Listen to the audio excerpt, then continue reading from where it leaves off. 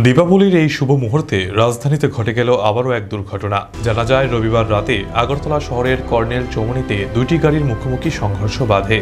এই দুর্ঘটনায় দুই গাড়ির মধ্যে থাকা যাত্রীরা অল্প বিস্তর আহত হয়। প্রত্যক্ষদর্শীরা এই ঘটনায় দেখতে পেয়ে সঙ্গে সঙ্গে পুলিশকে খবর দেয় এবং পুলিশ ঘটনাস্থলে এসে আহতদের আইজিএম হাসপাতালে রেফার করে।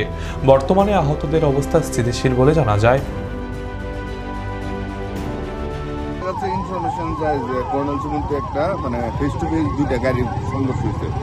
দুই খবর পেয়ে আমরা আইসি ক্যাজুয়ালিটি নিয়ে আসে, কিন্তু আমরা স্পটে আয় দেখি যে ক্যাজুয়ালিটি লয়ে আসে পথচারী একজন গোল্ডেন মেয়ের মধ্যে হসপিটালে লয়ে আসে।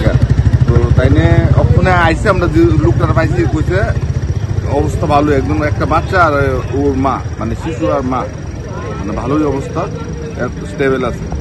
তো আমরা কর্নেল চৌমুহনী মেন চৌমুহনীর মধ্যে এখানে একটা গাড়ি আর কাইটে নাচে ওইখানে দুইটা গাড়ি সংঘর্ষ মুখোমুখি সংঘর্ষ হয়েছে শুনতে পারলাম আইজিএম হসপিটালে।